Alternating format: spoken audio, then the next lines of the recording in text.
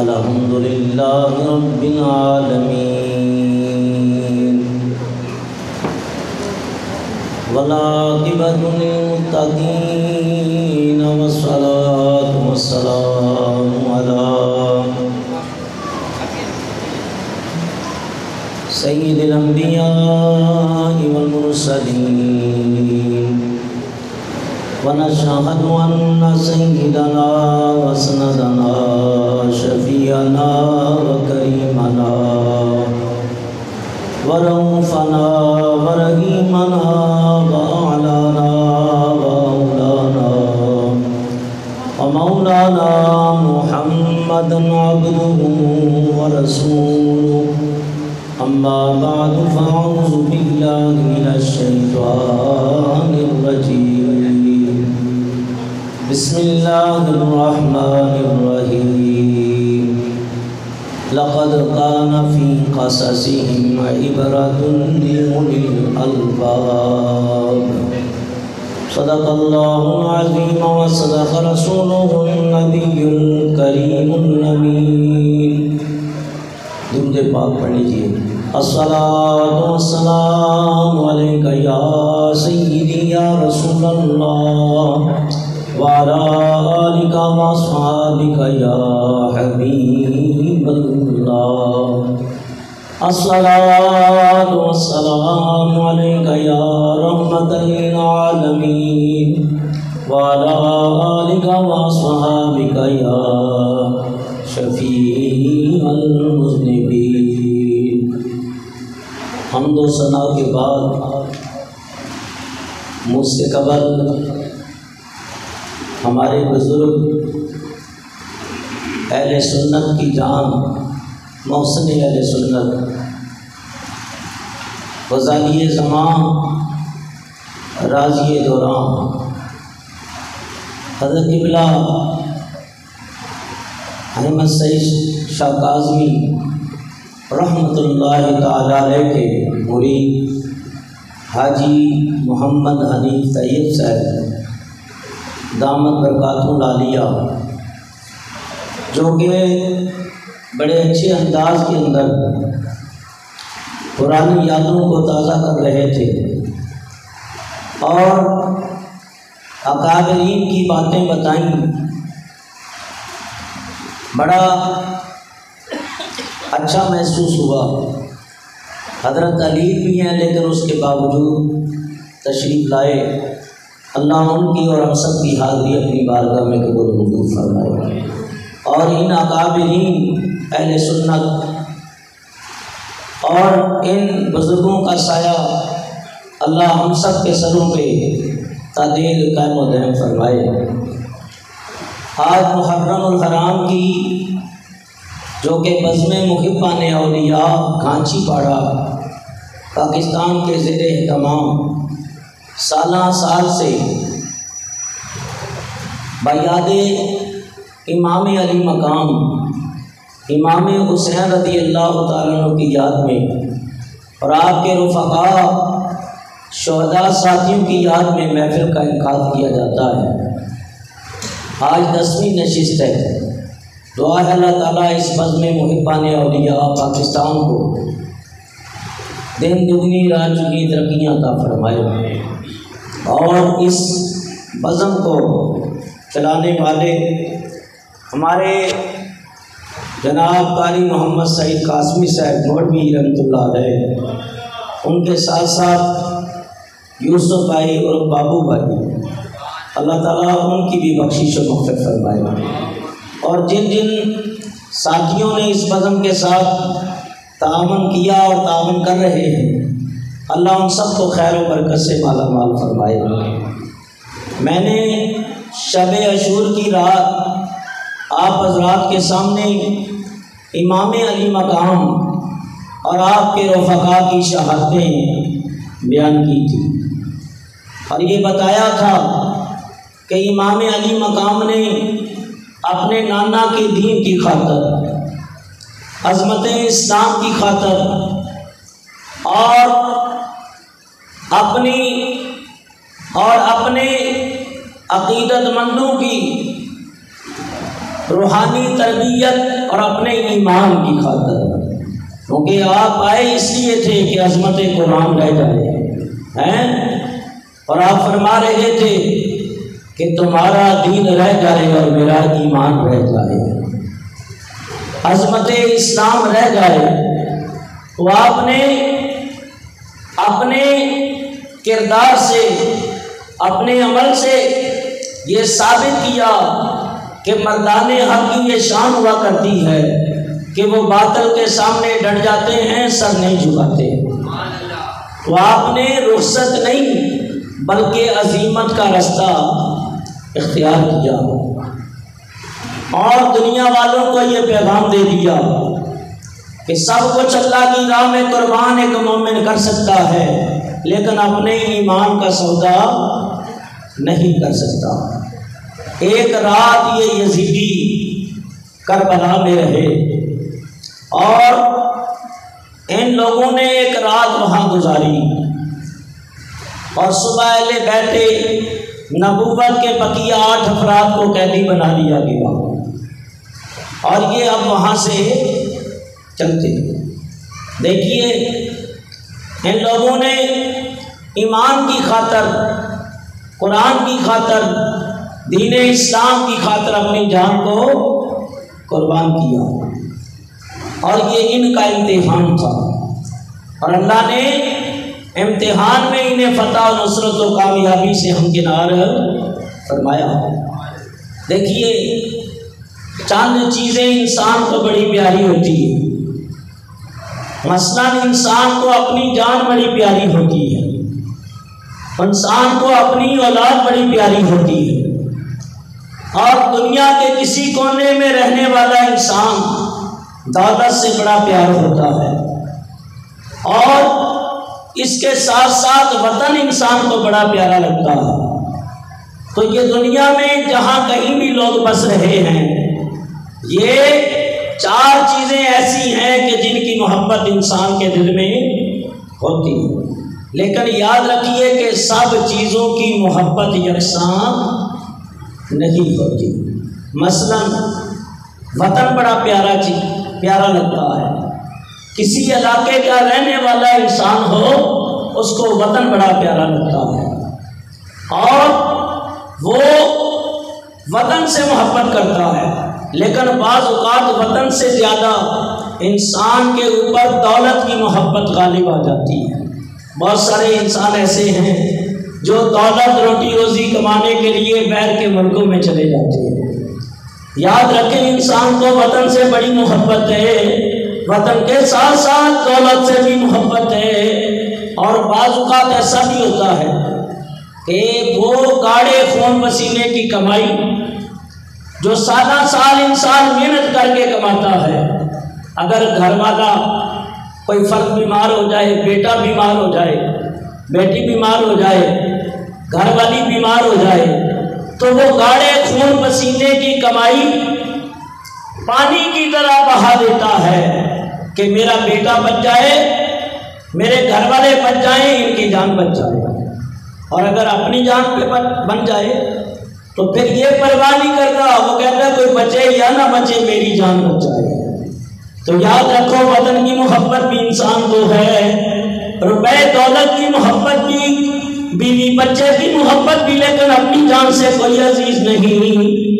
انسان اپنے وطن کو چھوڑ دیتا ہے، مال و دولت کو قربان کر دیتا ہے، یہاں تک کہ اپنی جان پہ بنتی ہے تو کسی چیز کی پرواہ نہیں کرتا۔ لیکن میرے بزرگوں اور دوستوں یاد رکھو کہ مومن کو ان تمام چیزوں سے زیادہ پیارا اپنا ایمان ہوتا ہے۔ امام علی مقام کے سامنے بھی ایمان کا مسئلہ تھا، صحابہ کرام نے اپنے ایمان کی خاطر اپنے وطن مکہ مکرمہ کو چھوڑا، لیکن ایمان نہیں دیا، مکے کو چھوڑ دیا، صفا مروہ، منا مزدلفہ، میدان عرفات، کتنے مقدس مقامات چھوڑ دیے، لیکن اپنا ایمان نہیں چھوڑا۔ یہاں تک کہ صحابہ کرام نے بڑے بڑے مارکوں کے اندر اپنی جانوں کے نذرانے پیش کیے، لیکن ایمان کا سودا نہ کیا، تو امام علی مقام کے سامنے بھی ایمان ایمان کا مسئلہ تھا۔ ایک مومن کو ان تمام چیزوں سے زیادہ پیارا اپنا ایمان ہوتا ہے۔ امام علی مقام نے یہ ثابت کر دیا، میں بچے تو قربان کر سکتا ہوں، اپنا مال بھی قربان کر سکتا ہوں، یہاں تک کہ اپنی جان اللہ تعالیٰ کی راہ میں قربان کر سکتا ہوں، لیکن ایمان نہیں دے سکتا۔ آپ نے اپنے ایمان کی حفاظت کا معاملہ فرمایا اور دنیا والوں کو یہ پیغام دیا، جو کچھ ہو جائے اپنے ایمان کو متزلزل نہ کرنا، اپنے ایمان کو نہ دینا۔ اور دوسری بات یہ کہ یہ امتحان تھا، اور اللہ تعالیٰ کی راہ میں ہمیشہ یہ دعا کرتے تھے، یا اللہ امتحان میں کامیابی اور کامرانی عطا فرما۔ اللہ تعالیٰ ارشاد فرماتا ہے، وَلَقَدْ فَتَنَّا الَّذِينَ مِن قَبْلِهِمْ فَلَيَعْلَمَنَّ اللَّهُ الَّذِينَ صَدَقُوا وَلَيَعْلَمَنَّ الْكَاذِبِينَ۔ ہم نے تم سے پہلے لوگوں کو بھی آزمایا اور ہم تمہیں بھی آزمائیں گے تاکہ رب ظاہر کر دے، وَلَيَعْلَمَنَّ الَّذِينَ صَدَقُوا وَلَيَعْلَمَنَّ الْكَاذِبِينَ، تاکہ رب ظاہر کر دے کہ جھوٹے کون ہیں اور سچے کون ہیں۔ اللہ تعالیٰ امتحان لیا کرتے اپنے بندوں کا، اور اللہ کے جو نیک بندے ہیں وہ امتحان میں ثابت کرتی عطا فرماتے ہیں۔ اللہ تعالیٰ فرماتا ہے، یاد کرو وَإِذِ ابْتَلَىٰ إِبْرَاهِيمَ رَبُّهُ بِكَلِمَاتٍ فَأَتَمَّهُنَّ، جب ہم نے خلیل اللہ سے امتحان لیا، وہ امتحان میں ثابت قدم رہے۔ اللہ تعالیٰ نے حضرت یحییٰ علیہ السلام سے امتحان لیا، حضرت زکریا علیہ السلام سے امتحان لیا۔ اللہ تعالیٰ نے جلیل القدر کئی انبیاء علیہ السلام اور کئی مرسلین سے امتحان لیے، لیکن وہ سب اللہ کی رضا پہ راضی تھے۔ سب یہی کہتے تھے، مولا تیری رضا جسی طرح ہے اسی طرح تیرے بندے بھی تیری رضا کے اوپر راضی ہیں۔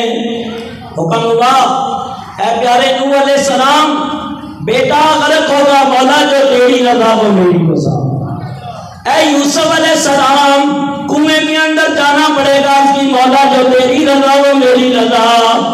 اے کلیم اللہ، روزے رکھنے پڑیں گے، انتظار کرنا پڑے گا، کوثر میں آنا پڑے گا، تب میں اپنے کلام سے مستفید فرماؤں گا، کتاب عطا فرماؤں گا، وہ اللہ کی رضا پہ راضی رہے۔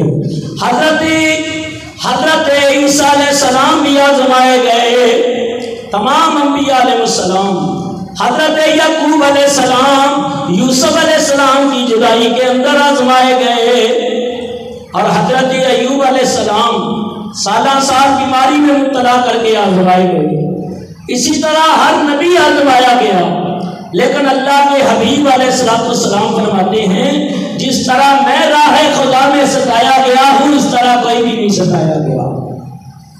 تمام انبیاء علیہ السلام کہتے رہے، مولا تیری رضا جسی طرح ہم بھی اس کے اوپر راضی، لیکن اللہ نے فرمایا، اے پیارے محبوب، باقی سارے کہتے رہے مولا جو تیری رضا وہ ہماری رضا، لیکن میں رب ہو کے کہتا ہوں، اے مدینے والے جو تیری رضا میں پروردگار کی رضا۔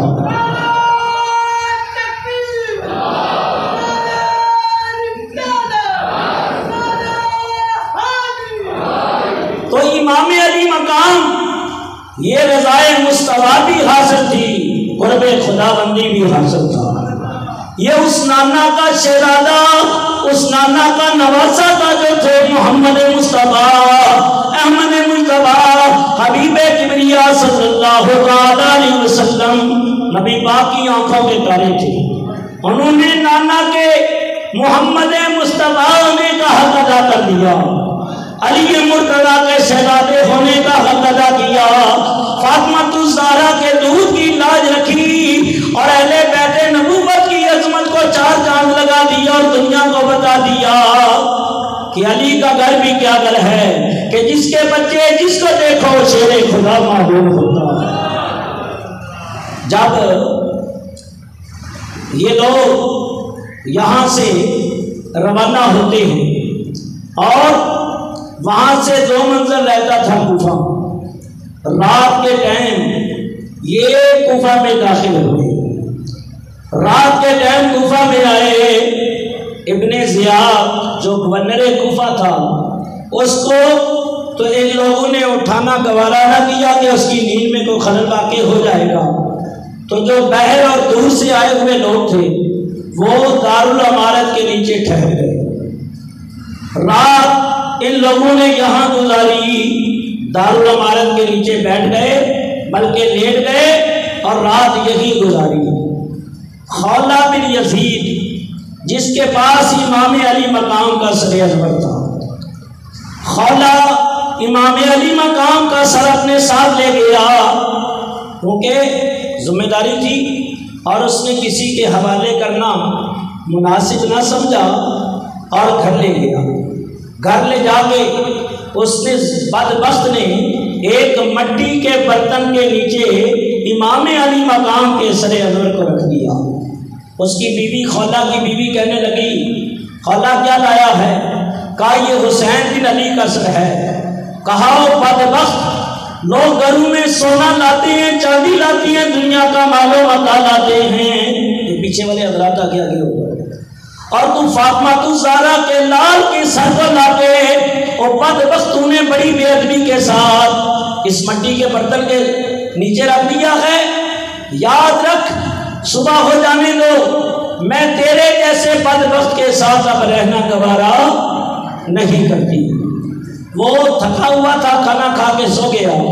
خولہ کی بیوی کا بیان ہے کہ رات کو میں نے دیکھا، میں نے امام علی مقام کے سر کو اٹھا کے ایک بلند مقام کے اوپر رکھا، تو خولہ کی بیوی کہتی ہے میں ڈری ہوئی تھی اور خوف زدہ تھی کہ اللہ کا عذاب بھی ہمارے گھر میں نہ آ جائے۔ تو خولہ کی بیوی کہتی ہے میں نے دیکھا کہ آسمان سے سفید رنگ کی چھوٹی چھوٹی چڑیاں آتی تھی، چڑیاں وہ امام علی مقام کے سر کا چکر لگاتی اور گھومتی، اور ایک قطار چلی جاتی تھی، دوسری آ جاتی تھی۔ خولہ کی بیوی کہتی ہے ساری رات یہ چڑیاں آتی رہی، اور بعض اوقات رات کو میں نے امام علی مقام کے سر انور سے انوار و تجلیات جو نکلتے دیکھے، جو آسمان تک روشنی کرتے جاتے تھے۔ صبح ہو گئی، یہ سر گورنر کوفہ عبید اللہ ابن زیاد کے دربار میں ایک دشت میں رکھ کے پیش کیا گیا، اور ساری باتیں بتائی گئی اور ساری کارروائی بتائی گئی۔ وہ بڑا خوش ہو رہا تھا اور اس نے چند فخریہ کلمات بھی کہے، غرور و تکبر کا مظاہرہ کیا، کہنے لگا سب تعریفیں اللہ کے لیے ہیں جس نے معاذ اللہ دشمن کو ذلیل کیا۔ اور یزید کو اس بدبخت نے امیر المومنین کہا کہ یزید کو فتح عطا کی، اور امام علی مقام کو اس بدبخت نے کذاب کے لفظ سے تعبیر کیا۔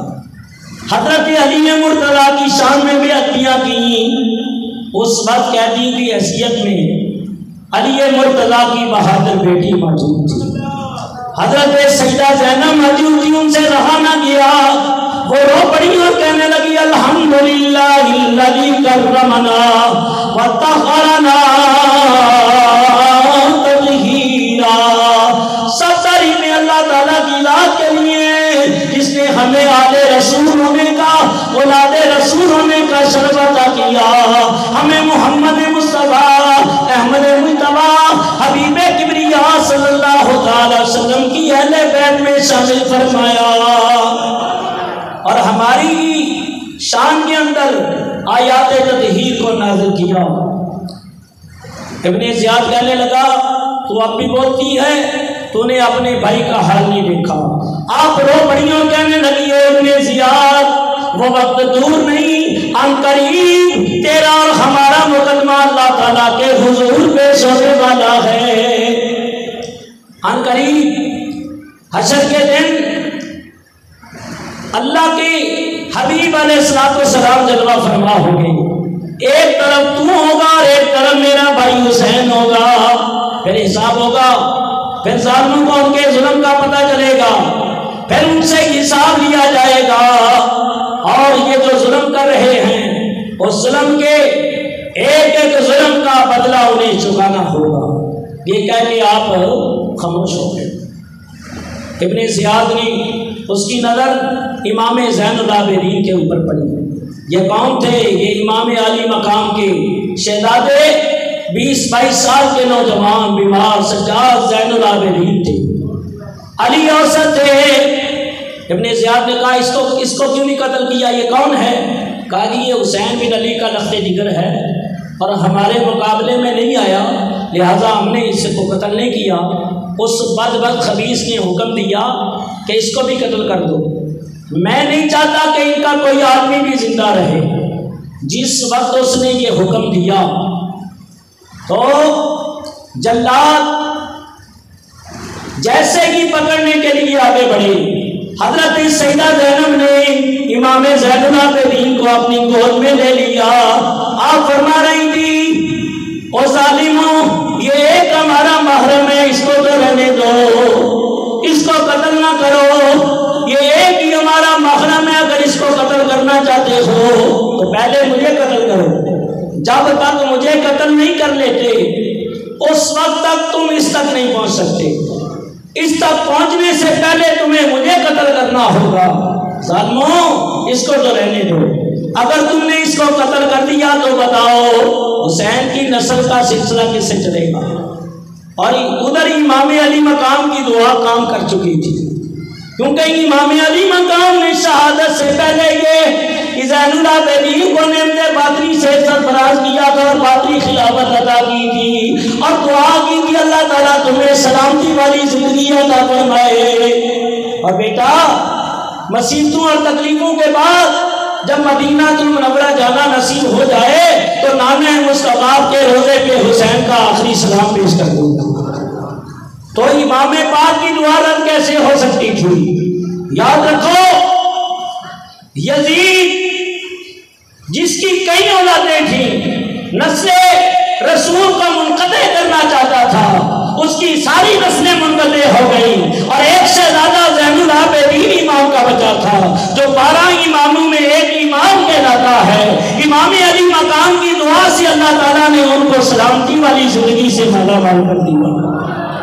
اور دنیا میں آج لاکھوں سادات کرام موجود ہیں، لاکھوں سید زادے موجود ہیں، لاکھوں سید زادیاں موجود ہیں، لیکن یہ دعائے امام علی مقام کی کرامت ہے۔ لہذا اس نے جب دیکھا تو مرعوب ہو گیا، اس پہ ایسی ہیبت اور خوف طاری ہو گیا کہ وہ اپنے اس برے ارادے سے باز آ گیا اور امام علی مقام کا سر انور ایک کشت میں رکھ کے جب ابن زیاد کے دربار میں پیش کیا گیا تو اس کے ہاتھ میں ایک چھڑی تھی، چھڑی یہ سوٹی جو ہوتی ہے لکڑی، وہ ایستا ایستا سے امام علی مقام کے دانتوں پہ جیسے مارتے ہیں نا، ایسے وہ اس نے ماری۔ جیسے ہی اس بدبخت نے یہ جسارت کی، نبی کریم علیہ الصلوۃ والسلام کے ایک بوڑھے صحابی حضرت زید بن ارقم رضی اللہ تعالیٰ عنہ شہادت کا سن کے آ چکے تھے۔ جب اس خبیث نے یہ بے ادبی کی اور جسارت کی تو ان سے رہا نہ گیا۔ حضرت زید دارالعمارت کھچا کھچ بڑا ہوا تھا اور آپ اس مجمع کے اندر بول اٹھے اور کہنے لگے او ابن زیاد بدبخت، خدا کی قسم میں نے اپنی آنکھوں سے دیکھا اللہ تعالیٰ کے پیارے حبیب جناب محمد مصطفیٰ احمد مصطفیٰ صلی اللہ علیہ وسلم انہی دانتوں کے بوسے لیا کرتے تھے۔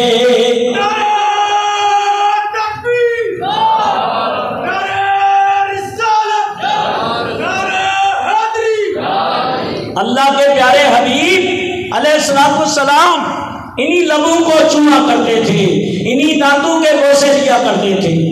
تو ابن زیاد کو بڑا غصہ آیا، کیونکہ آپ نے یہ بات بڑے دربار میں کہی تھی، اس کو بڑا غصہ آیا۔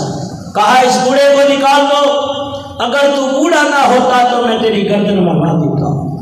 حضرت زید کہنے لگے او ابن زیاد افسوس، تجھے میرے بڑھاپے کا تو خیال آ گیا، لیکن تجھے رسول اللہ کی قرابت کا کوئی خیال نہ آیا، تو نے مجھے میرے بڑھاپے کا خیال کرتے ہوئے چھوڑ دیا۔ لیکن امام علی مقام کو نبی پاک کا نواسا ہونے کی وجہ سے، نبی پاک کی اولاد ہونے کی وجہ سے، ان کی قرابت داری کی وجہ سے تو نے کچھ خیال نہ کیا۔ میرے بڑھاپے کا تو تجھے پاس ہے، لیکن رسول اللہ کی رشتہ داریوں کا تجھے کچھ خیال نہیں ہے۔ تو اس کے خداموں نے، نابکاروں نے حضرت زید بن ارقم کو دھکے مار کے دارالامارت سے نکال دیا۔ اس نے حکم دیا ان سروں کو نیزوں کے اوپر چڑھا لیا جائے اور 3 دن تک گلی کوچوں میں پھرایا جائے، تشہیر کی جائے۔ لو اب یہ سیدزادیاں، امام علی مقام کی بہن، آپ کی بیویاں، حضرت امام زین العابدین، ان لوگوں کو اونٹوں کی پشتوں کے اوپر سوار کرا لیا گیا اور کوفے کے گلی کوچوں میں پھرایا جانے لگا۔ سنو، جس وقت یہ لوگ کوفے کی گلی کوچوں میں پھرائے جا رہے تھے، کوفے کی گلی کوچوں میں پھرائے جا رہے تھے، تو اہل کوفہ مکانوں کی چھتوں پہ چڑھ کے چیخ و چلا رہے تھے۔ اپنے مکانوں کے سین کے اندر کھڑے اپنے کمروں میں عورتیں کھڑی روتی تھی اور چلاتی تھیں۔ سیدہ زینب نے جب ان کا رونا اور چلانا سنا، ان کا چیخنا چلانا سنا، تو آپ سے رہا نہ گیا۔ آپ نے سواری کو روکا اور فرمانے لگی، اہل کوفہ اب کیوں روتے ہو، اب کیوں چیختے اور چلاتے ہو؟ بتاؤ امام علی مقام کو خط لکھنے والا کون تھا؟ اور جب امام علی مقام نے اپنا نیب حضرت امام مسلم بن عقیل کو بنا کے بھیجا تو ان کے ہاتھ کے اوپر بیعت کرنے والا کون تھا؟ موٹی موٹی قسمیں کھا کر جانا مال قربان کرنے کا یقین دلانے والا کون تھا؟ اور امام پاک کو بنانے والا کون تھا؟ جب امام علی مقام آئے تو ان کے ساتھ بے وفائی کرنے والا کون تھا؟ ظالموں، تم ہی تو تھے، موٹی موٹی قسمیں کھا لی تھی کہ جان دے دیں گے، مال قربان کر دیں گے، بچے قربان کر دیں گے، لیکن آپ کا ساتھ نہیں چھوڑیں گے، بلکہ آپ کا ساتھ دیں گے، آپ کا ساتھ نہیں چھوڑیں گے۔ لیکن نہ تم نے ساتھ دیا اور تم نے سارے عہد و پیمان پسے ہوئے ڈال دیے۔ اور جب امام پاک آئے، ظالموں تم نے بے وفائی کی، ان کو دشمن کے حوالے کر دیا۔ نتیجہ کیا نکلا کہ نبی کا نواسا بڑی بے دردی کے ساتھ شہید کر دیا گیا۔ آل رسول کے خون کے دھبے جو تمہارے دامن کے اوپر لگ چکے ہیں، تمہارا رونا یا چلانا کیا اس لوگوں کو صاف کر دے گا؟ خدا کی قسم ایسا ہرگز بھی قیامت تک نہ ہو سکے گا، بلکہ میں بد دعا کرتی ہوں تم قیامت تک اسی طرح روتے اور پیٹتے ہی رہو۔ یہ کہہ کے آپ آگے تشریف لے گئی۔ امام پاک جب آپ کا سر انور کوفے کی گلی کوچوں میں پھرایا جا رہا تھا، منہار بن عمر کہتے ہیں میں نے آگے قاری قرآن کو قرآن کریم کی تلاوت کرتے ہوئے سنا اور اس کے لبوں میں کہا ان اصحاب الکافی والرقیم کانوا من آیاتنا عجبا۔ امام علی مقام کا سر انور جس کو جسم سے جدا ہوئے کئی گھڑیاں ہو چکی تھی، وہ نیزے کی نوک کے اوپر ہم کلام ہوا اور کلام کیا آجبو اصحاب الکافی والرقیم قتلی و حملی۔ بلا شک و شبہ اے قرآن پڑھنے والے، اصحاب کاف اصحاب رقیم بھی اللہ کی نشانیوں میں بڑی عجیب نشانی ہے، لیکن میرے کو قتل کرنا، میرے سر کو اسی طرح نیزے کے اوپر چڑھا کر گلی کوچوں میں پھرایا جانا اس سے بھی عجیب تر ہے۔ آپ نے قرآن پڑھنے والے کو بتایا اور یہ پیغام دیا کہ وَلَا تَقُولُوا لِمَن يُقْتَلُ فِي سَبِيلِ اللَّهِ أَمْوَاتٌ بَلْ أَحْيَاءٌ وَلَٰكِن لَّا تَشْعُرُونَ۔ جو لوگ بھی اللہ تعالیٰ کی راہ میں قتل ہو جاتے ہیں انہیں مردہ مت کہو، بلکہ وہ زندہ ہے اور تمہیں ان کی زندگی کا شعور نہیں۔ ابن زیاد نے حکم دیا ان سروں کو راستے میں نیزوں پہ چڑھائے رکھنا، تشہیر کرتے ہوئے جانا، کوئی قریہ آئے، بستی آئے، شہر آئے، ان سروں کو چڑھائے رکھنا اور تشہیر کرتے ہوئے جانا تاکہ لوگ ڈر جائیں اور کوئی یزید کے خلاف پھر کارروائی نہ کرے۔ اب یہ سر یہاں سے کوفہ سے دمشق کی طرف روانہ کر دیے گئے۔ جس وقت یہ قافلہ دمشق کی طرف روانہ ہوا تو راستے میں یہ تشہیر کرتے ہوئے جا رہے تھے۔ امام علی مقام کے سر انور سے عجیب و غریب کرامتوں کا اظہار ہوا اور بعض کا سر انور سے انوار و تجلیات بھی نکلتے تھے۔ یہ جا رہے تھے، راستے میں ایک کنیسہ آیا، کنیسہ عیسائیوں کا عبادت خانہ آیا، اور جیسے ہی یہ قافلہ اس کے قریب پہنچا تو ادھر سے کنیسے کا جو راہب تھا پادری وہ دروازے کے اوپر آ گیا۔ ادھر سے لٹا ہوا قافلہ یہ پہنچا، کنیسے کے راہب نے دیکھا کہ نیزے کے اوپر سر ہیں اور کچھ قیدی ہیں، اور وہ باہر نکل کے دیکھا اور کہنے لگا تم کون ہو اور کہاں سے آئے ہو؟ یہ سر کن لوگوں کے ہیں؟ یہ عورتیں کون ہیں اور تم کون ہو اور کہاں جانا چاہتے ہو؟ انہوں نے ساری باتیں بتائیں۔ اس نے کہا دیکھو رات یہاں گزار لو اور ایک رات کے لیے امام پاک کا سر مجھے دے دو۔ انہوں نے کہا سر ہم تو تیرے کو نہیں دیں گے، ہماری بڑی ذمہ داری ہے اور ہم نے یہ سر جو ہے دمشق میں یزید کے دربار میں پہنچانا ہے اور ہم رات یہاں نہیں ٹھہر سکتے۔ اس نے کہا بھئی آگے بھی جا کے ٹھہرنا ہے، 2-4 میل آگے بھی ٹھہرو گے، یہاں پانی کا انتظام ہے، رہائش ہے، کھانا بھی ہے، ساری چیزوں کی آسائش ہے، اور رات یہاں نہیں۔ وہ کہنے لگے ہم رات رہ لیں گے لیکن سر نہیں دیں گے۔ کہا سنو دیکھو میرے پاس زندگی بھر کی کمائی ہے، یہ ایک رات کے لیے سر دے دو۔ انہوں نے سوچا پتہ نہیں یزید سے کچھ انعام ملے یا نہ ملے، اور یہ کیوں جانے دیں، کاش کیا دو گے ہمیں؟ اس نے کہا میرے پاس زندگی بھر کی کمائی ہے 80,000 دراہم۔ 80,000 کا لفظ سننا تھا، وہ راضی ہو گئے۔ انہوں نے کہا کہ ٹھیک ہے، سر حوالے کر دیا۔ راہ صاحب نے خدام کی ڈیوٹی لگا دی، پاک بیبیوں کے لیے کمرے دے دیے اور حکم جاری کر دیا کہ ان کو ہر طرح ان کے لیے آسانی پیدا کی جائے، ان کی خدمت کی جائے اور ان کو کوئی تکلیف ہونے نہ پائے۔ اور امام علی مقام کے سر کو وہ لے گیا اور ایک کمرہ اس کی عبادت کا جو تھا وہ وہاں لے کے چلا گیا، اور امام علی مقام کے سر انور کو جو خون لگا ہوا تھا اس کو صاف کیا۔ اس کے پاس جتنا عطر تھا وہ اس نے امام علی مقام کی زلفوں پہ مل دیا، آپ کی داڑھی مبارک اور زلفوں پہ مل دیا، اور ایک حریر کا کپڑا اونچے مقام پہ رکھ کے امام علی مقام کے سر انور کو اس کے اوپر رکھ لیا، اور ساری رات امام علی مقام کی سر کے سامنے ہاتھ باندھ کے بڑے ادب سے کھڑا رہا۔ اس نے امام علی مقام کی سر انور کا ادب کیا، احترام کیا۔ اللہ تعالیٰ کو اس کی یہ ادا اتنی پسند آئی کہ اللہ تعالیٰ نے بلا اختیار صبح جیسے ہوئی اس کی زبان پہ کلمہ توحید کو جاری کر دیا۔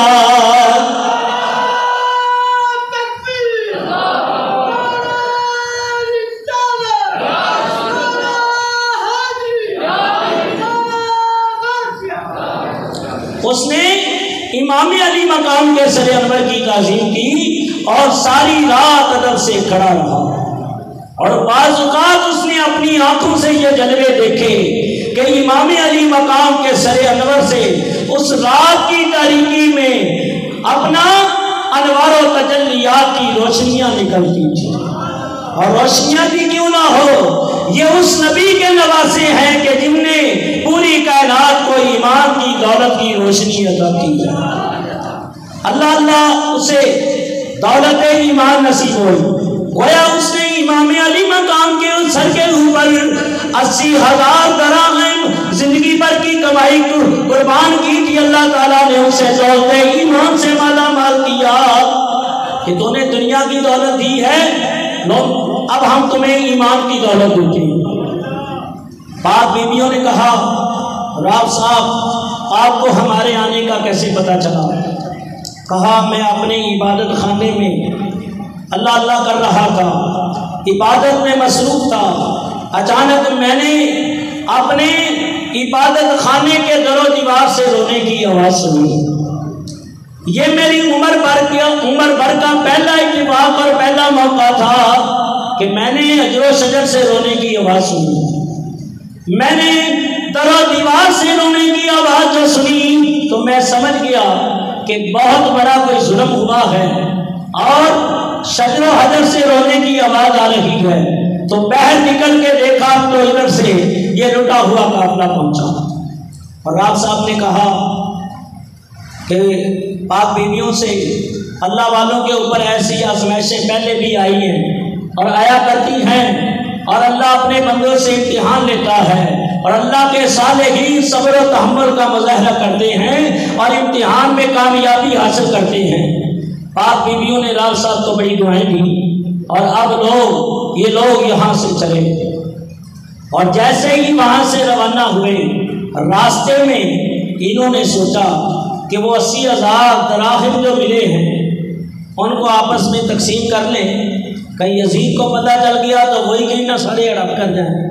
تو انہوں نے بوریوں کے منہ بانٹنے کے لیے جو کھولے تو وہ سارے دراہم جو ہے وہ ٹھیکریاں بن چکے تھے، تو سارے دراہم ٹھیکریاں بن چکے تھے، اور دونوں طرف قرآن کریم کی دعائیں لکھی ہوئی تھی، وَسَيَعْلَمُ الَّذِينَ ظَلَمُوا أَيَّ مُنقَلَبٍ يَنقَلِبُونَ۔ ظالم لوگ ان قریب جان لیں گے کہ اللہ کا عذاب کس کروٹ بدلتا ہے۔ قرآن کریم کی دوسری آیت کریمہ دوسری طرف لکھی، وَلَا تَحْسَبَنَّ اللَّهَ غَافِلًا عَمَّا يَعْمَلُ الظَّالِمُونَ۔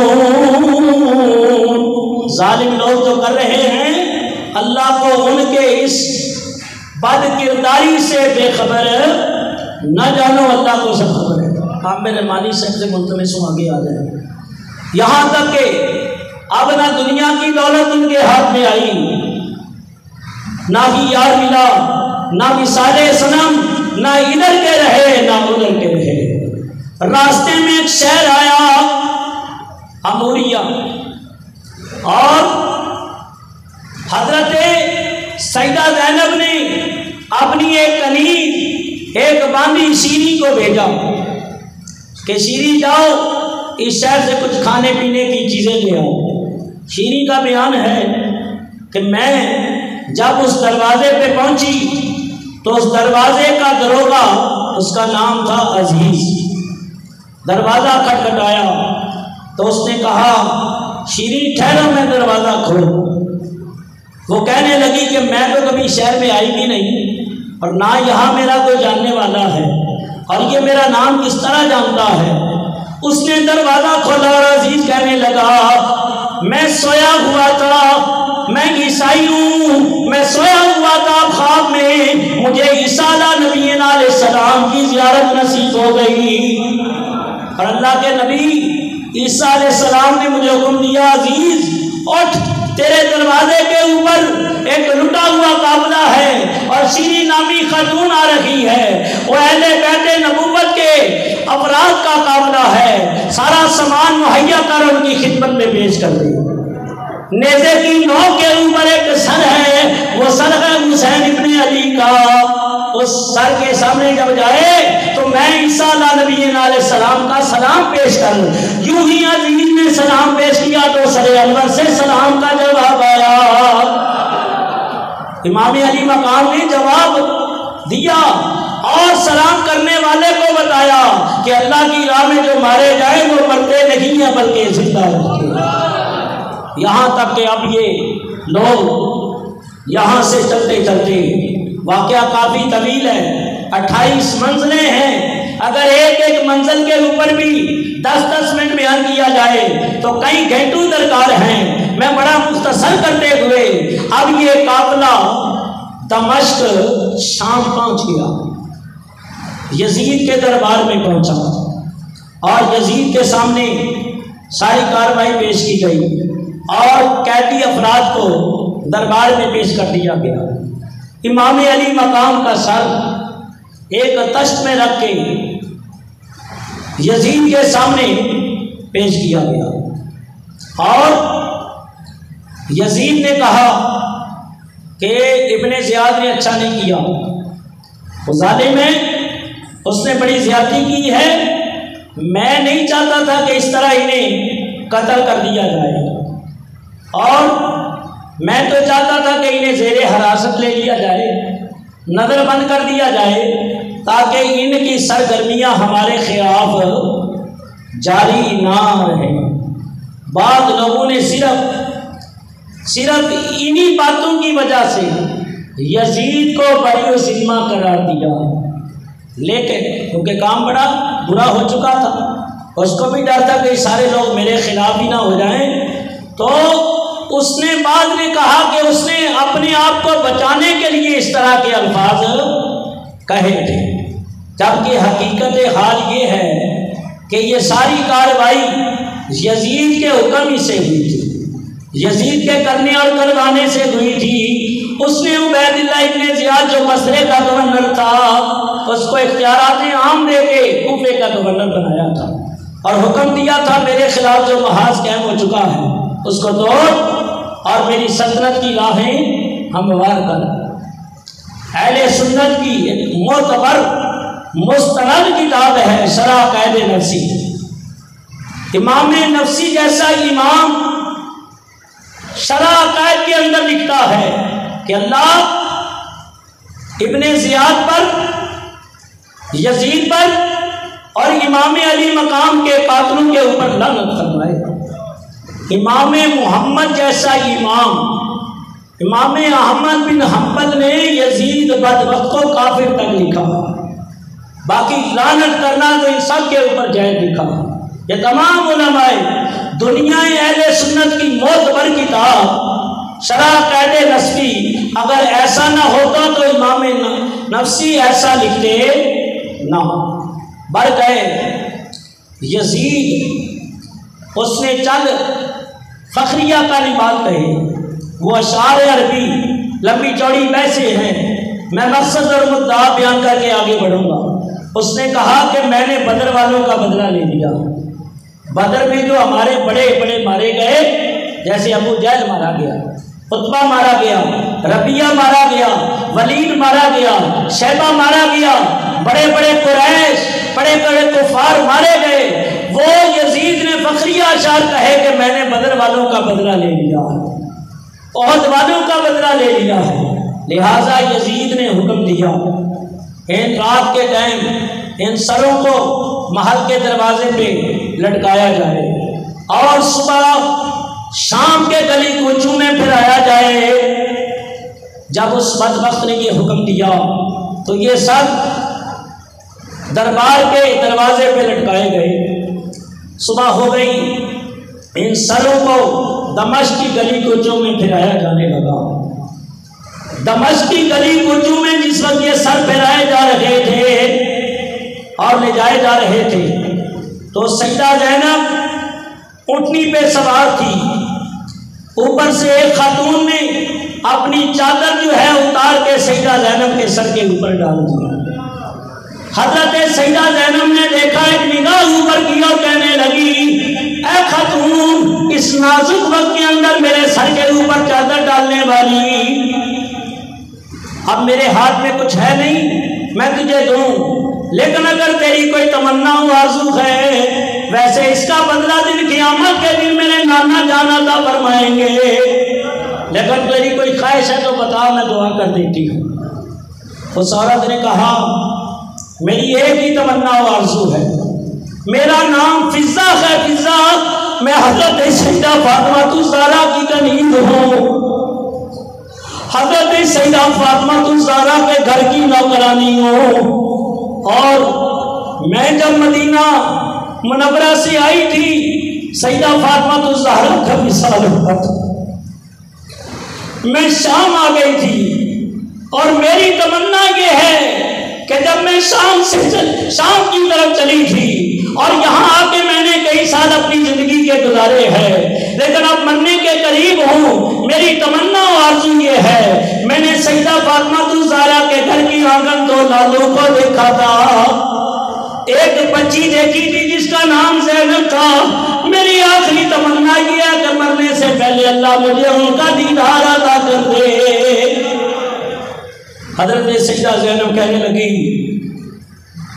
کہ اے خاتون، اللہ نے تیری دعا کو قبول کر لیا ہے، وہ جو تو نے سیدہ فاطمہ الزہرا کے گھر ایک بچی زینب کو دیکھا تھا، وہ زینب میں ہی ہوں، اور جن بچوں کو کھیلتے ہوئے دیکھا ان میں ایک بچہ حسین تھا جس کا نام حسین بن علی، فاطمہ الزہرا کا جگر پڑا، علی مرتضیٰ کے دل کا سہارا، یہ نیزے کی نوک کے اوپر جو سر چڑھا ہوا ہے یہ اس سے زیادہ حسین بن علی کا سر ہے۔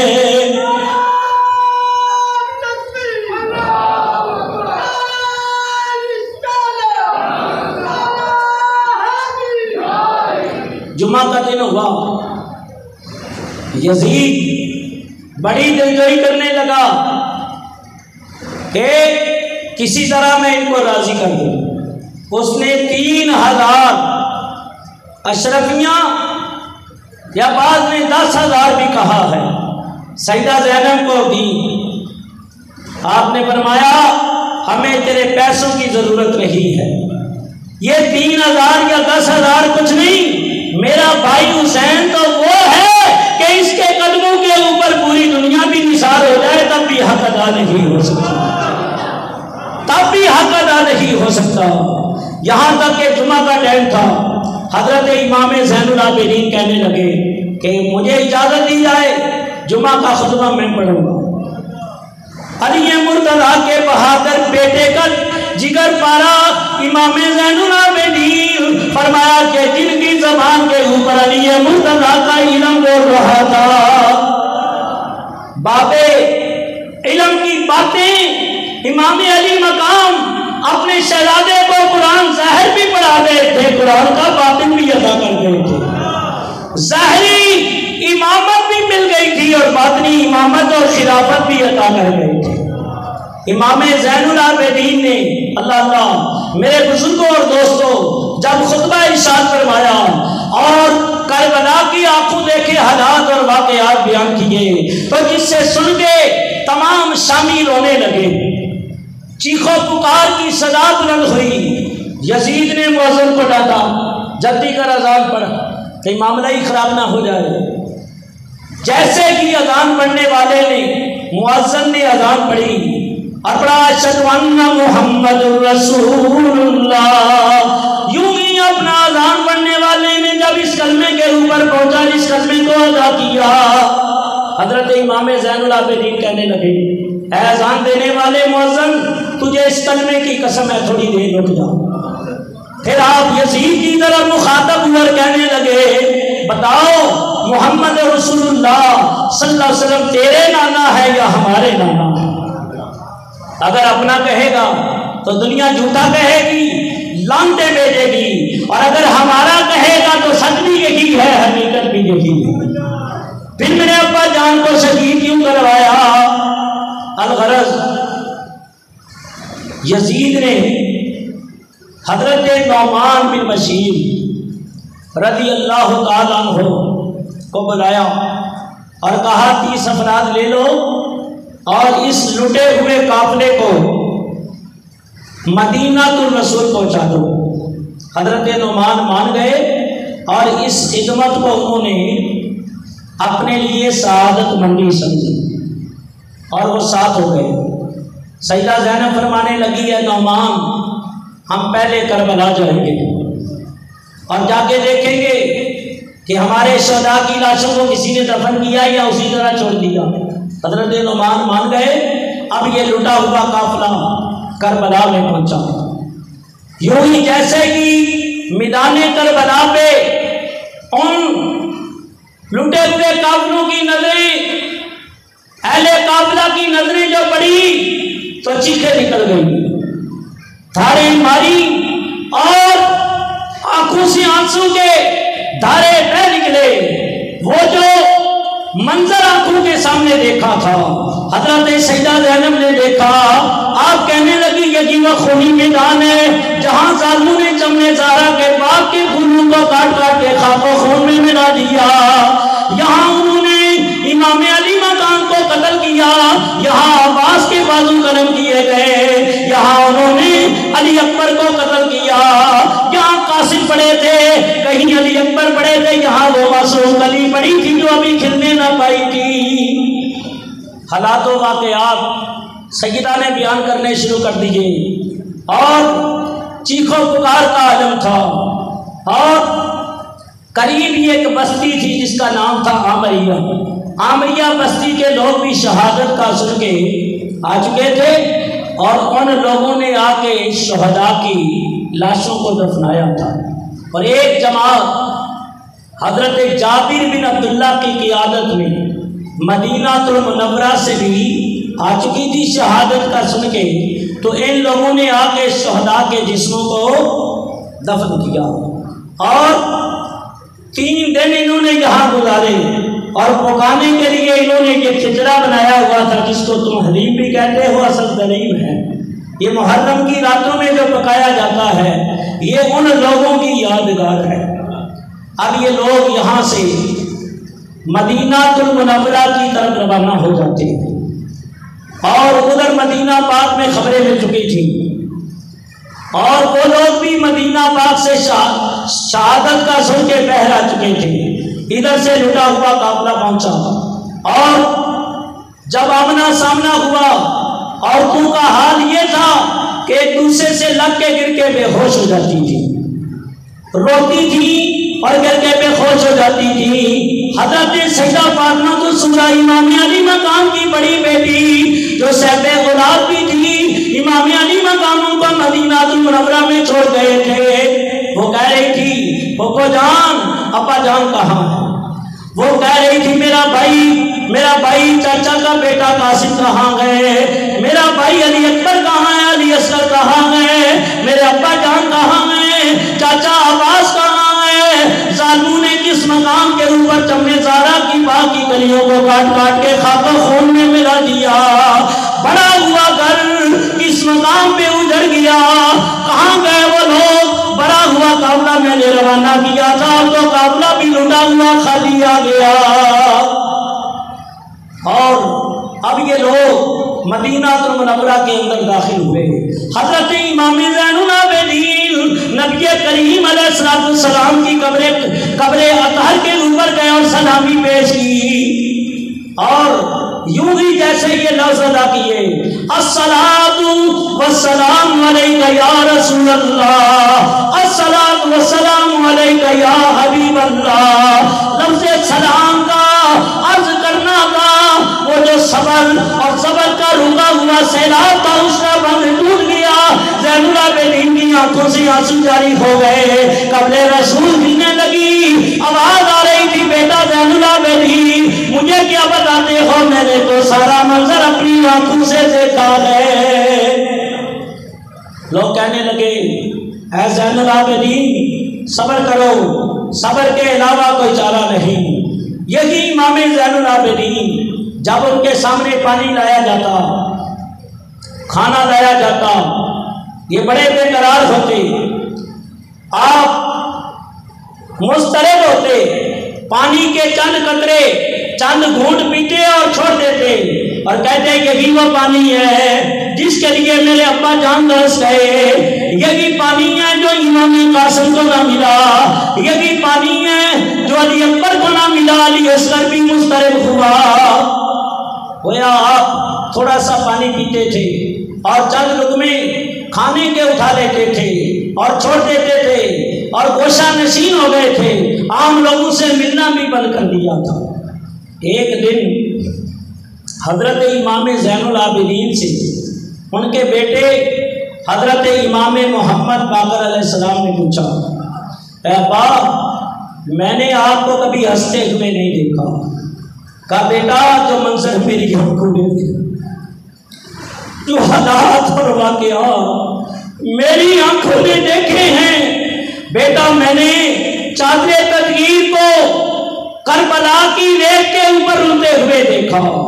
میں نے نبی کی اولاد کو زمین کربلا پہ بے گوہ کفن دیکھا. میں نے نبی کے نواسے کو نبی کے نواسے کو زخموں سے چور چور دیکھا. اور بیٹا جو منظر میری آنکھوں نے دیکھا ہے اگر تم دیکھ لیتے تو قیامت تک تیری ہنسی بھی چھن جاتی. بعض حضرات نے لکھا ہے درود پاک بابا سے بلند پڑھ لیجیے.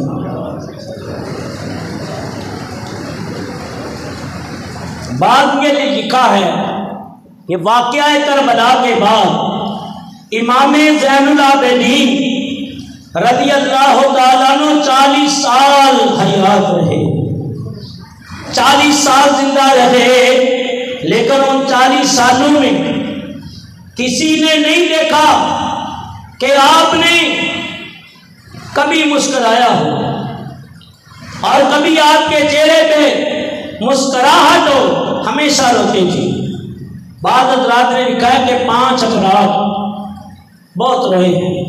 ایک حضرت آدم علیہ نبی علیہ السلام جنت سے نکلنے کے بعد روئے 300 سال.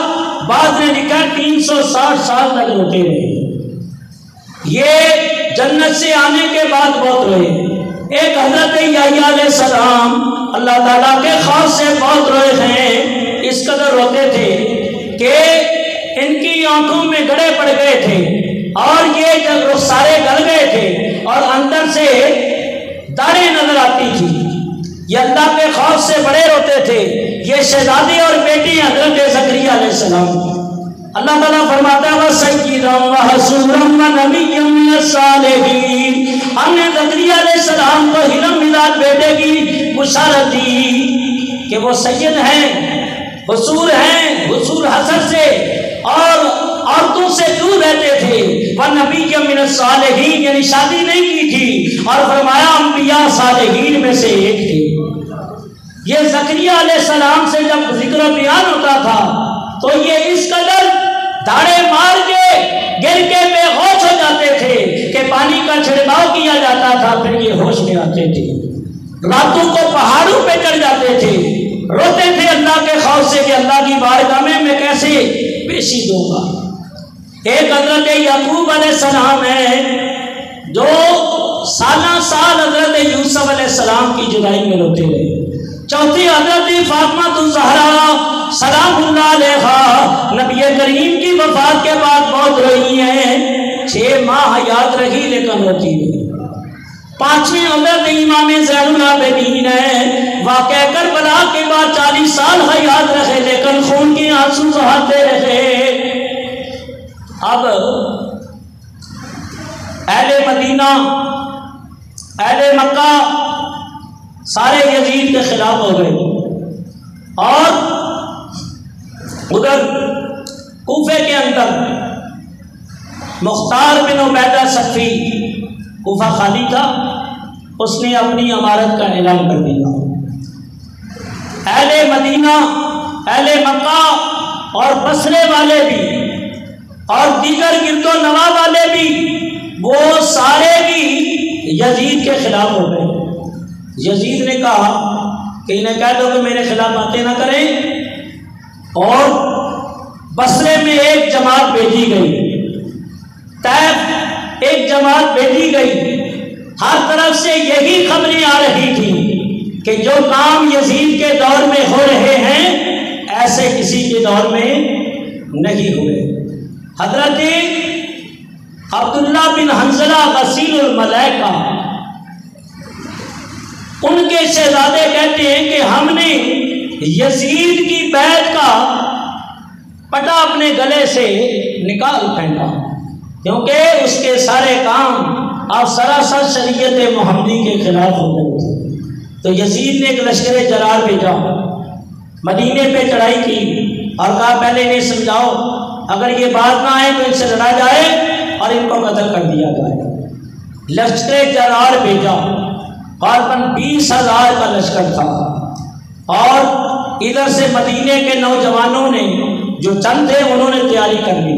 جو مدینے کے رہنے والے تھے وہ جا کے پہاڑوں میں جا چھپے، اور کچھ لوگ انہوں نے اپنے گھر کے دروازے بند کر لیے کہ ہم گھر میں رہیں گے، یہاں ہمیں کچھ کہے گا نہیں اور نہ کوئی لڑائی جھگڑا ہوگا، ہم اپنے گھروں میں رہیں گے۔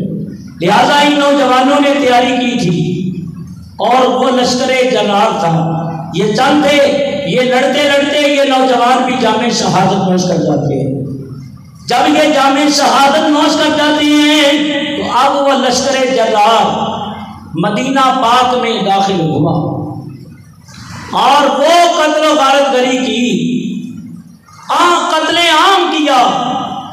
وہ دردناک واقعات ہیں کہ زبان بیان کرنے سے قاصر ہے۔ عورتوں کی عصمت دری کی گئی، بچوں کو نیزوں کے اوپر اچھالا گیا، مدینہ پاک کی گلیوں کے اندر، گھروں کے اندر گھس کے ان لوگوں نے قتل عام کیا، یہاں تک کہ 10,000 جانوں کو قتل کیا۔ جو گھروں میں تھے اور کنڈی لگا کے بیٹھے تھے انہوں نے سب کو قتل کر دیا، کسی کو زندہ نہیں چھوڑا۔ بعد میں لکھا ہے 3 دن تک نبی کریم علیہ السلام کی مسجد نبی کے اندر نہ نماز ہوئی نہ اذان ہوئی۔ ان لوگوں نے اپنے گھوڑے مسجد نبی کے دروازوں کے ساتھ باندھے، جانور ہے، انہوں نے لد اور پیشاب کیا، یہاں تک کہ مسجد نبی کی بے حرمتی ہوئی۔ اور حضرت سعید بن مسیب کہتے ہیں جیسے ہی وہ اپنے گھوڑے کھولنے کے لیے آئے تو انہوں نے بولا کہ اس کو بھی قتل کر دو، اس کو کیوں چھوڑا ہے؟ وہ آپ کہتے ہیں میں دیوانہ جیسے ہوتا ہے نا کوئی مجنون، میں اس طرح انداز اپنا لیا اور مسجد میں ایسے میں دیوانوں جیسے معاملات حرکتیں کرنے لگا۔ انہوں نے کہا یہ جو کوئی مسجد کا کوئی درویش، کوئی خادم معلوم ہوتا ہے، اور اس کو اللہ کے گھر میں قتل نہ کرو، چھوڑ دو اس کو۔ سعید بن مسیب جلیل القدر تابعی اور خوابوں کی تعبیر کے بڑے ماہر تابعی تھے۔ حضرت سعید بن مسیب کہتے ہیں میں نے دیکھا 3 دن تک نبی کریم علیہ السلام کی مسجد میں نہ اذان ہوئی نہ نماز ہوئی، 15 وقت کی نمازیں میں نے ایسے کی ادا کی، آپ فرماتی ہیں جیسے ہی اذان کا وقت آتا تو باقاعدہ اذان کی آواز آتی۔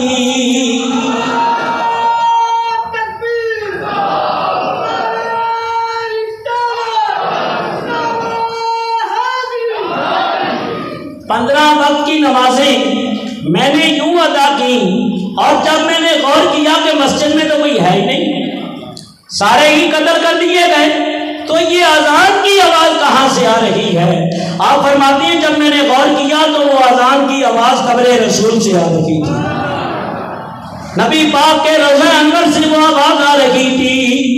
یہ گھوڑے کھول کے جب یہاں سے نکلے مدینہ المنورہ سے اور خون کی ہولی کھیل کے نکلے، نبی کریم فرماتے ہیں فَخَافَ أَهْلَ الْمَدِينَةِ فَعَلَيْهِ لَعْنَةُ اللَّهِ وَالْمَلَائِكَةِ وَالنَّاسِ أَجْمَعِينَ، جو اہل مدینہ کو ڈرائے یا دھمکائے اللہ اور اس کے رسول کی ان کے اوپر لعنت ہے۔ میاں جو ڈرائے یا دھمکائے تو اس کے اوپر تو اللہ کی لعنت ہو، جو قتل کرے اور کروائے تو اس کے اوپر کس قدر اللہ کی لعنت ہوگی۔ یزیدی لشکر خون کی ہولی کھیل کے جب نکلا تو ایک عورت تھی بوڑھی، ان نے بہت سارے لوگوں کو گرفتار بھی کر لیا، تو اس عورت کا ایک ہی بیٹا تھا، سپہ سالار سے کہنے لگی میرے بیٹے کو گرفتار کر لیا گیا ہے، مہربانی کرو، یہ میرا ایک ہی بیٹا ہے۔ یزیدی فوج کے سپہ سالار نے حکم دے دیا اس کے بیٹے کو حاضر کیا جائے، حاضر کر دیا گیا، اس نے تلوار مار کے اس کا سر عورت کو پکڑا دیا، لے اب تو راضی ہے، خوش ہے؟ یعنی اس طرح کے انہوں نے ظلم کیے۔ اس عورت نے قسم کھا لی کہ مجھے اللہ کی عزت کی قسم ہے، اگر اللہ نے مجھے قدرت دی تو اس فوج کے سپہ سالار سے بدلہ میں ضرور لوں گی۔ خدا کی قدرت کے جلوے دیکھو، وہ تھوڑی دیر آگے گیا تو اس کے اوپر فالج گرا اور وہ مر گیا، لوگ فوجیوں نے دفنا دیا اور وہ آگے نکل گئی۔ یہ عورت گئی اور اس نے جا کے قبر کو کھولا، اور لاش کو نکالنے لگی تو ایک سانپ اس کے ساتھ گلے میں لپٹا ہوا تھا۔ اس کے نتھن میں گھسنے کی کوشش کر رہا تھا، کچھ اس کے ساتھ ہو گئے، کہا چھوڑ دے، اللہ نے پہلے اس کے اوپر اپنا عذاب نازل کر دیا۔ اس نے کہا میں قسم پوری کروں گی، میں نے اللہ کی رضا کے لیے کھائی ہے۔ اس نے 2 رکعت نماز پڑھی اور اس کی مولا میں نے یہ قسم تیری عزت و عظمت کے لیے کھائی تھی، مجھے ہمت دے تاکہ میں بدلہ لوں۔ لہٰذا اس نے چھڑی سے ایسے سانپ کو مارا تو وہ غائب ہو گیا، اس نے لاش کو نکالا اور جلا کے راکھ کر دیا۔ اب یہ لشکر مکہ المکرمہ پہ پہنچا، کیونکہ مکے میں بھی خبریں پہنچ چکی تھی۔ بڑا مختصر کرتے ہوئے 5 منٹ کے اندر میں اپنی بات پوری کرتا ہوں کہ مکہ المکرمہ حضرت عبداللہ بن زبیر نے کافی نوجوانوں کو ہتھیار دے کے تیار کر رکھا تھا اور پوری تیاری کر چھوڑی تھی اس لشکر کے مقابلے کے لیے۔ اللہ اللہ، اس لشکر نے حرم شریف کا محاصرہ کر لیا اور پتھر پھینکنے کا ایک آلہ ہوتا ہے منجنیق کے ذریعے پتھر پھینکے، یہاں تک کہ جتنا مطاف ہے جہاں طواف کیا جاتا ہے وہ سارا مطاف جو ہے وہ پتھروں سے بھر گیا اور پتھر آ کے دیوار کعبہ سے ٹکرانے لگے۔ یوں بھی سنگ باری کی گئی، منجنیق کے ذریعے پتھر پھینکے گئے تو پتھر جا کے آگے ٹکراتے تھے دیوار کعبہ سے، اور یوں ہی ٹکرائے تو آگ کی چنگیاریاں جو نکلی تو کعبۃ اللہ کے غلاف کو آگ لگ گئی، کعبۃ اللہ کا غلاف جلنے لگا۔ جیسے ہی کعبۃ اللہ کے غلاف کو آگ لگی تو غلاف بھی جل گیا اور کعبۃ اللہ کی چھت بھی جل گئی۔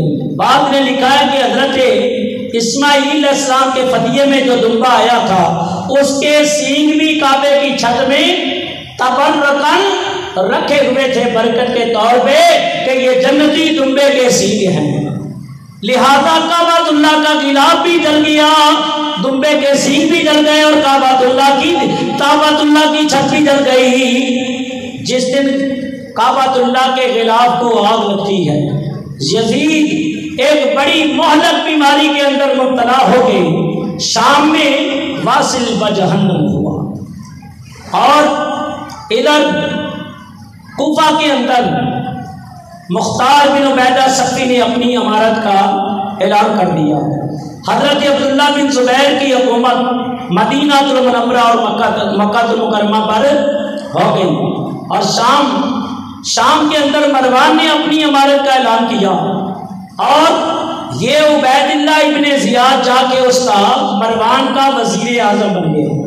کوفہ خالی تھا، مختار نے کہا دیکھو بھائی، ہم ہی نے امام پاک کو خط لکھا، چٹھیاں لکھی، بلایا اور پھر بے وفائی کی، نتیجہ کیا نکلا؟ نبی کا نواسہ بڑی بے دردی سے شہید کر دیا گیا۔ اب میرا ساتھ دو، میں امام علی مقام کے قاتلوں سے بدلہ لینا چاہتا ہوں۔ لو میاں، اس نے گرما گرم تقریریں کی اور 40,000 افراد اس کے جھنڈے تلے جمع ہو گئے۔ بعد نے لکھا ہے کہ 70,000 افراد جمع ہو گئے، لیکن اسی نے اعلان کر دیا تھا کہ جو امام علی مقام کے مقابلے میں آئے ہیں میں کسی کو زندہ نہیں چھوڑوں گا، بلکہ یہ اعلان کر دیا تھا جو امام پاک کی شہادت سے ذرا سا بھی خوش ہوا ہے میں اس کو بھی زندہ نہیں چھوڑوں گا۔ لوگوں نے بتانا شروع کر دیا اور اس نے قتل کرنا شروع کر دیا۔ جو لوگ دور دراز جا کے آباد ہو چکے تھے، پہاڑوں میں اور غاروں میں چھپ گئے تھے، اس دستے لے کے وہ وہاں پہنچا اور چن کے بھائی اس نے ان کو مارا۔ بعد میں لکھا ہے 40,000 افراد کو اس نے قتل کیا، بعد میں 70,000 بھی۔ بعد لوگوں نے اپنی دشمنی بھی ہوتی ہے نا لوگوں کی، اپنی دشمنی نکالنے کے لیے بعد کے نام ایسے ہی بتا دیتے تھے، لیکن اس نے زندہ کسی کو چھوڑا نہیں ہے۔ اور پھر اس نے عمر بن سعد اس کے سامنے لایا گیا، یہ یزیدی فوج کا سپہ سالار تھا، عمر بن سعد لایا گیا اور مختار نے کہا آگے آ، اپنے ناپاک ہاتھ آگے کر جن ہاتھوں سے تو حکم دیتا تھا، یہ رو پڑا اور کہنے لگا مختار مجھے معاف کر دو، میں مجبور تھا مجھے ابن زیاد نے مجبور کیا تھا۔ اس کو اور غصہ آیا، کہا بے دین بدبخت، میرے حسین نے بھی کیا تجھ سے رحم کی اپیل کی تھی؟ اس نے حکم دیا اس کے بیٹے کو لایا جائے، اس کے بیٹے حفص کو لایا گیا۔ اس نے کہا جب کہ یہ دونوں چیزیں برابر نہیں ہو سکتی، لیکن مومنین اور اہل بیت کے محبت کرنے والے عقیدت مند کو کچھ نہ کچھ حوصلہ ضرور مل جائے گا۔ حفص کو لایا گیا، مختار نے تلوار مار کے اس کا سر بھی جسم سے جدا کر دیا، کہا یہ حسین کے شہزادے علی اکبر کا بدلہ ہے، اور مختار نے تلوار مار کے عمر بن سعد کا سر بھی جسم سے جدا کیا، کہا یہ حسین کا بدلہ چے جائے کہ یہ برابر نہیں ہو سکتے۔ ہرملہ بن کاخل اسدی پر وقت اس کے سامنے لایا گیا، مختار نے کہا اور ہرملہ کھڑا ہو جا، اور تیر اندازوں کا ایک دستہ کھڑا گیا، اس کو رسی سے باندھ کے ایک دیوار کے سامنے کھڑا کیا گیا۔ ہرملہ رونے لگا، کہا تو ہی وہ بدبخت ہے جس نے امام علی مقام کی گود میں علی اصغر کے حلق میں تیر مارا تھا۔ اس نے حکم دیا کہ اس کے اوپر تیروں کی بارش کی جائے، اور آخری تیر اس کے حلق میں مارا جائے، پیوست کیا جائے، تاکہ یہ بھی ظالم اور جابر اپنے انجام بد کو پہنچ جائے۔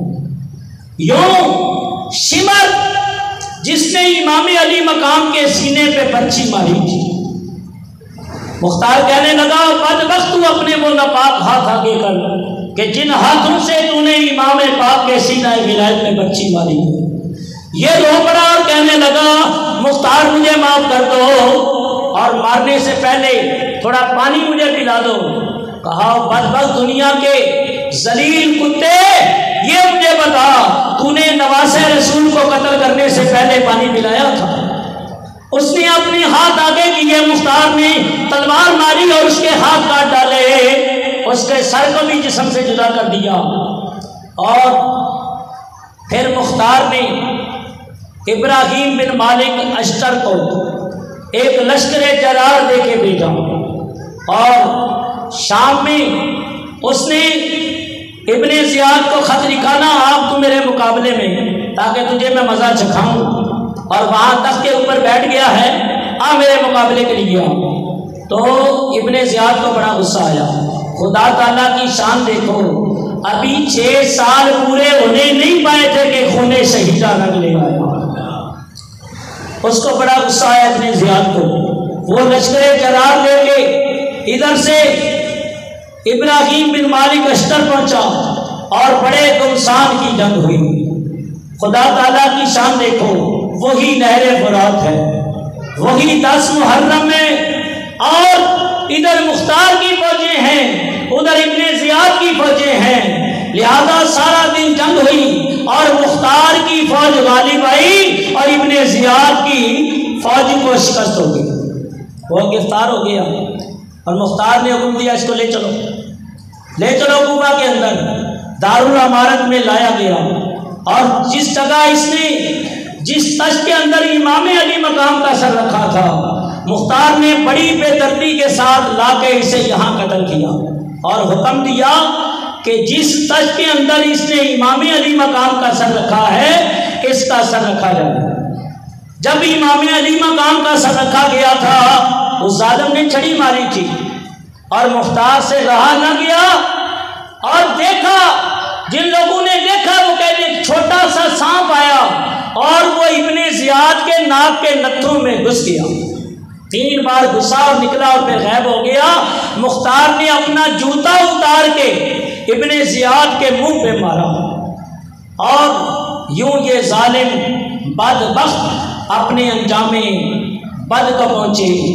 تو نتیجہ کیا نکلا کہ یزید کا نہ وہ ستم رہا، زیاد کی نہ وہ جفا رہی، جو رہا تو نام حسین کا، جسے زندہ رکھتی ہے کربلا، قتل حسین اصل میں مرگ یزید ہے، اسلام زندہ ہوتا ہے ہر کربلا کے بعد۔ میرے بزرگوں، مختار کا انجام بھی بتا دیں کیا ہوگا؟ حافظ صاحب کہتے ہیں مختار کا انجام بھی بتا دیں، چلو سن لو۔ تو مختار نے کام تو بڑا اچھا کیا تھا کہ قاتلان حسین سے بدلہ لیا تھا، لیکن وہ جتنی نیکی کی ہوئی تھی اس نے ساری ہی ضائع کر دی۔ لوگوں نے کہا مختار تو نے وہ کام کیا ہے کہ آج تک کوئی نہ کر سکا، بلا شک و شبہ جو آل رسول کے اوپر ظلم و ستم ہوا تھا تو نے اس کا بدلہ لے لیا۔ اور آہستہ آہستہ مختار نے بھی دعوی نبوت کر دیا اور جتنی نیکی کی ہوئی تھی وہ ساری ضائع کر دی اور کہنے لگا میں اللہ کا نبی ہوں معاذ اللہ، اور میرے پاس جبریل آتے ہیں، اور اس خناس کے بارے میں، کذاب کے بارے میں بھی نبی کریم نے فرما دیا تھا کہ قبیلہ ثقیف سے بھی ایک نبی کا دعویٰ کرنے والا ہوگا۔ لہذا مختار نے دعویٰ نبوت کیا۔ حضرت عبداللہ بن زبیر نے اپنے بھائی مصعب بن زبیر کو بھیجا اور انہوں نے مختار کا مقابلہ کیا۔ لہذا عبداللہ مصعب بن زبیر یہ وہی ہیں جو حضرت عبداللہ بن زبیر کے بھائی ہیں، جن کی بعد میں شادی امام علی مقام کی شہزادی حضرت سیدہ سکینہ سے ہوئی تھی۔ یہ امام علی مقام کے داماد تھے، لہذا انہوں نے مختار سے مقابلہ کیا۔ مختار کی فوج مغلوب ہوئی، مصعب بن زبیر کی فوج غالب آ گئی۔ اس کا سر کاٹ کے اسی تخت میں رکھا گیا حضرت مصعب بن زبیر کے سامنے۔ یوں حضرت عبداللہ بن زبیر کی حکومت مکہ المکرمہ، مدینہ المنورہ اور عراق اور گرد و نواح کے اوپر قائم ہو گئی۔ شام میں مروان بن حکم کی حکومت تھی، وہ بدبخت بھی کچھ دنوں کے بعد مر گیا، اور اس کا بیٹا عبد المالک اس نے اقتدار سنبھالا اور اپنے تخت کو مستحکم کیا، اور بعد میں پھر اس نے حملہ کیا۔ یوں حضرت مصعب بن زبیر شہید ہو گئے، اور پھر اسی دارالامارت کے ساتھ اندر اسی تخت میں حضرت مصعب بن زبیر کا سر پیش کیا گیا۔ تو عبد الملک سے ایک نے کہا 4 سر تو میں نے خود اپنی آنکھوں سے دیکھے، کہ ایک تو امام علی مقام کا سر انور اسی دارالامارت کے اندر ابن زیاد کے سامنے پیش کیا گیا، اور پھر میں نے دیکھا اسی ابن زیاد کا سر مصعب بن زبیر مختار کے سامنے پیش کیا گیا، اور پھر میں نے دیکھا کہ مختار کا سر مصعب بن زبیر کے سامنے، اور اب میں دیکھ رہا ہوں کہ مصعب بن زبیر کا سر عبد الملک کے سامنے۔ تو کہنے لگا پتہ نہیں کون سا ایسا آئے گا جس کے سامنے عبد الملک کا سر پیش کیا جائے گا۔ وہ کہنے لگا اللہ تیری بات کو سچا نہ کرے۔ باہر نکلا، اس نے حکم دے دیا کہ یہ سارا دارالامارت گرا دیا جائے، اور اس نے افسر نو پھر دارالامارت تعمیر کیا۔ آگے لمبی چوڑی تاریخ کا ایک باب ہے، لیکن آخر میں یہی عرض کروں گا کہ آج ہزاروں سال بلکہ 1000 سال سے بھی 1400 سال سے بھی اوپر ہو گیا۔ فرمایا کہ جس طرح حاجی علی طیب صاحب بتا رہے تھے، نہ کوئی غلام یزید ہے، نہ کوئی غلام شمر ہے، نہ کوئی غلام ابن زیاد ہے، فرمایا غلام حسین تو لاکھوں ہیں، احمد حسین تو لاکھوں ہیں، محمد حسین تو لاکھوں ہیں، ہزاروں ہیں۔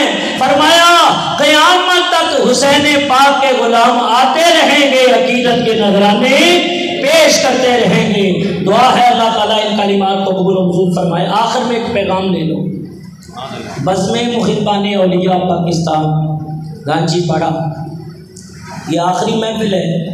گانچی حال کے جتنے بڑے ہیں اراکین ہیں، میں تو اس قابل نہیں، لیکن اتنا فخر یہ ہے کہ ذکر حسین میں گناہگار ضرور کرتا ہوں، یہ مجھے اعزاز حاصل ہے۔ اللہ اس ذکر کو قبول فرما دے۔ تو اللہ 5 تن پاک کا صدقہ ان لوگوں نے بڑا تعاون کیا ہے، ہاتھ والوں نے، اللہ ان کے رزق میں عمر میں برکت عطا فرمائے۔ ایکو والے بھائی نے اور ہمارے جتنے بھی ہیں، حافظ محمد بلال قادری صاحب ہے، علامہ اکبر علی ترابی صاحب ہے، ہمارے اس بزم کے صدر الطاف حسین دانے والا، سلیم بھائی، اصغر بھائی، اکبر بھائی، انور بھائی اور نوید بھائی، فرحان صاحب اور جتنے اراکین ہیں، اور مسلسل 3 سے 4 پروگراموں میں شیر شاہ روناباد سے پیر طریق القبلہ سید غلام نبی شاہ صاحب رحمۃ اللہ علیہ کے शहजादे हुजूर सोना सज्जन साईं के खलीफा जनाब साईं रहीम बख्श साहब ताहिरी नक्शबंदी मुसलसल आते रहे, अल्लाह इन सब का तावन कबूल फरमाए।